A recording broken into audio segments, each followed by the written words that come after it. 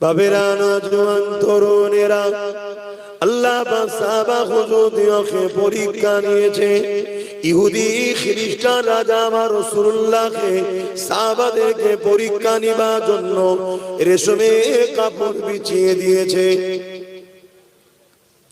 আল্লাহ নবী জানিয়ে দিয়েছে উম্মতের পুরুষদের জন্য রেশমের কাপড় পরা হারাম,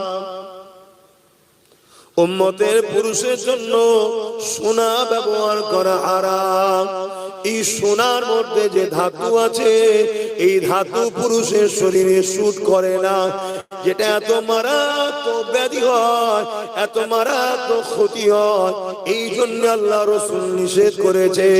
নারী শরীরের জন্য ওটা সুটেবল, এই জন্য নারীদের ব্যবহার করা যায়, কি পুরুষের রেশম ব্যবহার করতে নাই, নারীদের জন্য চলে।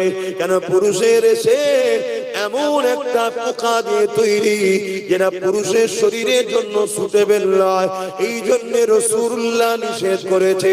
এই নবী পাকের সাহাবীকে নবীর কথাকে অমান্য করাবার জন্য খ্রিস্টান বাদশা রাস্তাতে রেশমের কাপড় বিছিয়ে দিয়েছে। এরা শুধু চায় আমরা যেন নবীর কথা অমান্য করি, এরা শুধু চায় আমরা যেন আল্লাহর বিরুদ্ধে চলে যাই, ব্যাস, এরা আর কিছু চাই না। তাতে যদি পয়সা লাগে বলো পয়সা দেবো, মাফ করবেন ভাষা শুনতে খারাপ লাগবে, যদি বাড়ি নিয়েও চাও চাও দেবো, শুধু আল্লাহ রাসূলের কথা অমান্য কর, ব্যাস, আর কিছু না। নেতা চাইবি, নেতা হবি, তোকে নেতাও বানাবে, শুনছেন তো নাকি?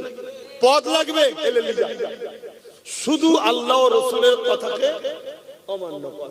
কেন আল্লাহ রাসূলের কথা অমান্য যদি এই উম্মত না করে, আমি জাত পাকের কসম দিয়ে বলছি আল্লাহর, দুনিয়ায় কোন মা এমন সন্তান জন্ম দিতে পারেনি মুহাম্মদ রাসূলের উম্মতকে মিটাতে পারবে। জোরে বলুন সুবহানাল্লাহ।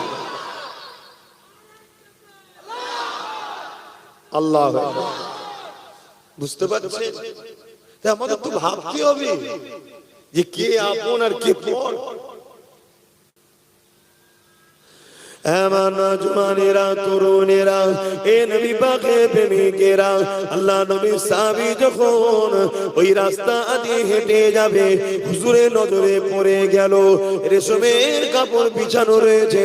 এই হুজুর কোমর থেকে অস্ত্র তরোয়ালটাকে বার করে নিয়ে ওই রেশমের কাপড় যেখানে বেঁধে সিল করা ছিল ওইটাকে কেটে দিয়ে কাপড়টাকে সরিয়ে দিয়ে পাথরের রাস্তার উপর দিয়ে হেঁটে হেঁটে রাজপ্রাসাদের মধ্যে প্রবেশ করছে।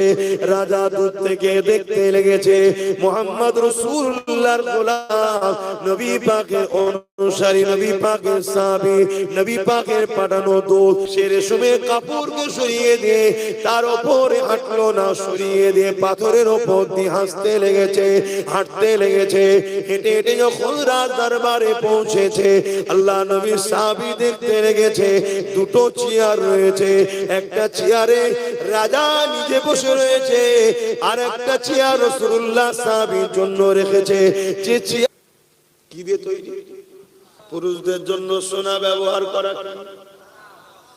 কিভাবে সরাচ্ছে দেখছেন আমাদেরকে? কার মাথায় যাবে বলেন না? আল্লাহ নবী সাহাবী চেয়ারকে সরিয়ে দিলেন, দিয়ে বললেন অন্য যদি কোনো কাঠের থাকে লিয়া শোনাই নিচেই বসছি। এই দৃশ্য দেখে খ্রিস্টান বাদশা জিজ্ঞাসা করতে লেগেছে, কেন আপনি আমার সুন্দর তৈরি করা রাস্তা আপনার জন্য ওটাকে সরিয়ে দিলেন, আর কেন আপনি সোনার সিংহাসনে বসবেন না? সবই জানে, তারপরে জিজ্ঞাসা করতে লেগেছে। আল্লাহ নবী সাহাবী বলেছিলেন, হে খ্রিস্টান বাদশা, আমার রাসূলুল্লাহর দিনে রেশমের ব্যবহার করা হারাম এবং পুরুষদের জন্য ব্যবহার করা হারাম। আমার রাসূলুল্লাহ একটা কথা, একটা হুকুম আমাদের জানের থেকেও অনেক বেশি দামি মাইনে রাখে।